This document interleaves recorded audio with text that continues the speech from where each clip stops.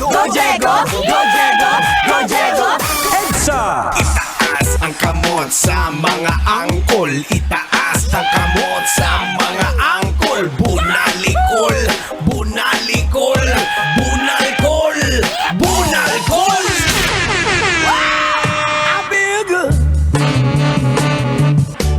Ay, sino na naman yung kachat mo? Lagot ka na naman sa asawa mo! Angkol, angkol, angkol! Ilang beses ka na bang nahuli?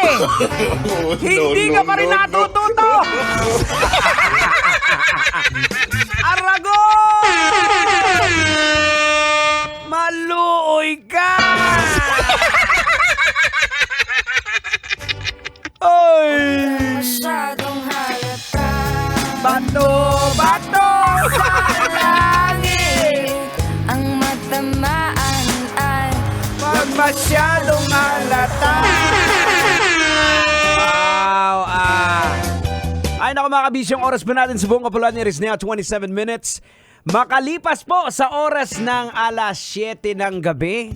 At sa mga papauwi na po ng bahay, make sure na name-message nyo po yung mga asawa po ninyo, yung mga magulang po ninyo, especially sa mga kabataan. Alam nyo, ito ang problema ko minsan ngayon sa mga kabataan eh. Actually, isa sa mga problema ko sa anak ko yan. Pag hihingi sila ng load, pa-load. Sunod-sunod yung message na yan. Ngayon, si Manong natawa parang nakaka-relate Di pa nga ako tapos eh. Eto ngayon, tapusin ko na lang kaya. Ngayon, eto na nga, nung niload mo na, aba, wala ng signal. Kung hindi mo pa tatanungin, ano, tanggap mo na ba yung load? Yes, de. Love you. Mga kabataan talaga ngayon, ano? Well, anyway, sa mga kabataan ngayon, dapat naman, kung ikaw may kabataan, ikaw na nakikinig ngayon, konting lambing nyo lang sa mga magulang nyo, napakalaking bagay na yan. Kaya, please naman, ang tawag dyan pakonsuelo, di mama, di papa. Okay, eto mga kabisyo, pag-usapan natin tong issue na to. Kumala to last week ata. Oo. Dahil marami po ang nadismaya at sobrang awang-awa na mga netizens matapos mo mapanood yung video na kumakalat ngayon sa TikTok, maging sa Facebook. Yung isang crew na naglilibot upang makahanap ng customer para sa fast food chain na kanyang pinagtatrabahuhan. Pinagtatrabahuan! Ayun, nadali! By the way, sa Davao po pala nangyari to So, yun nga po ang maraming nagsabi, maraming naawa, maraming opinyon ang lumabas na grabe naman tong yung fast food chain na to. Na kasi yung nung habang kinukunan ng video, tinanong yung na pamasahin daw pera galing pa sa sarili niyang bulsa ang gagamitin niya, pamasahe, para ma-deliver lang ng maayos. Okay, Tang! Logic ka na ba natin to, Tang? Ready ka na ba, Tang? Syempre, kahapon pa. Grabe ka naman sumagot, Tang! Aray! Bakit? Bakit mo ko tatanungin kung ready na ko? Basic na yan! O sige, eto na mga kabisyo. Logica na natin to. Logica na yan. Logika na yan! Logika na yan!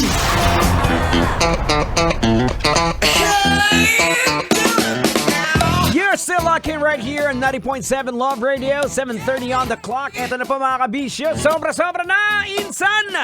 Logica na natin to.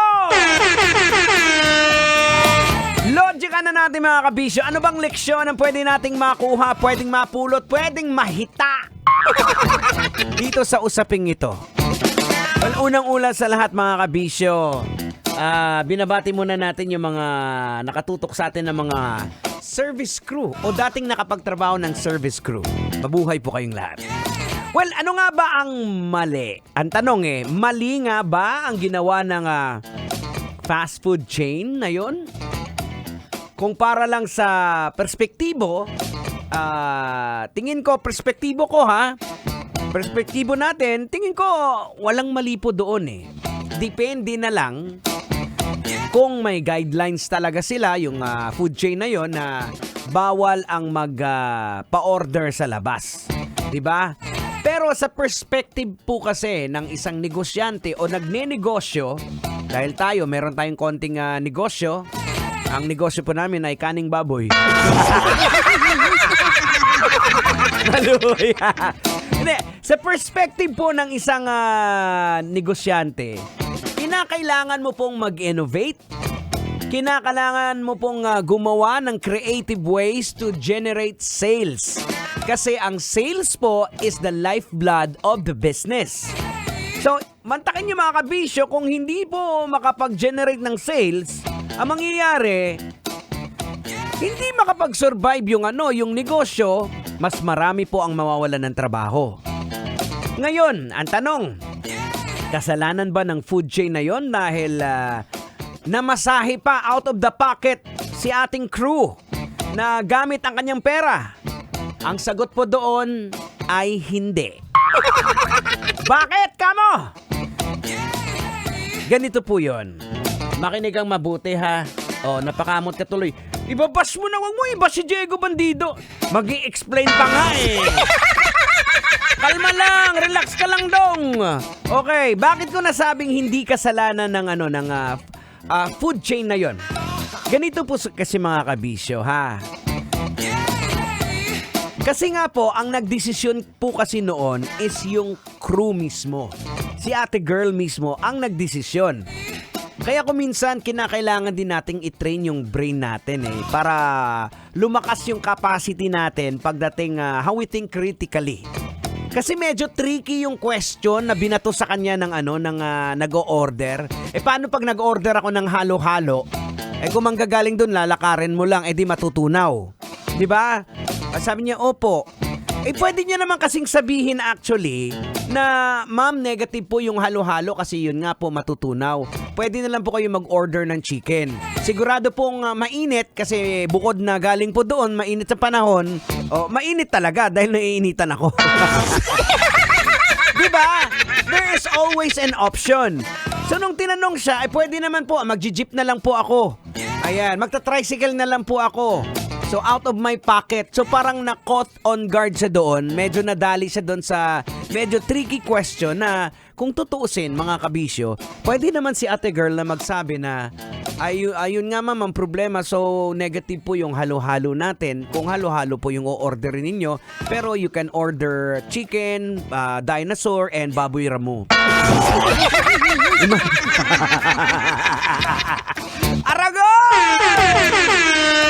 Maluoy ka! So, yung desisyon again na sasakay pa siya ng jeep, tricycle, kusang loob po yun ng service crew at hindi po pinagpipilitan ng kanyang pinagtatrabahuan. To be in fairness, diba? So, yan po. Kaya nilologikan po natin yung mga bagay-bagay para yung pagdesisyon po natin, hindi dahil sa bugso ng damdamin, dapat ginagamit natin ang ating utak.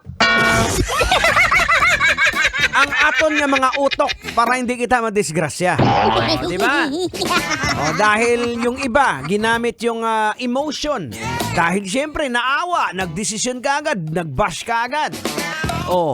Ngayon, naintindihan mo na. Kaya mga kaibisyo, importante po talaga yung ma-enhance natin yung capacity natin ng critical thinking. Kinakailangan po natin yan. Hinay! Thank you! Ang mga kabisyo, yung oras pa natin, 7:35. Ayan po, na-logican na natin. May napulot na naman tayo na aral. Sa'yo, Manong driver. Di ba, napapangiti na naman si Manong, Sobra-sobra ng ngiti na yan. Naglalaway na si Manong. Baka matakot yung pasahero mo, ha? Ayan, sa mga Grab drivers natin, para sa inyo to. Yung mga nakatutok na yung mga Grab warriors natin. From Rod Stewart, Have I Told You Lately? Right here on 90.7 Love Radio. Have I told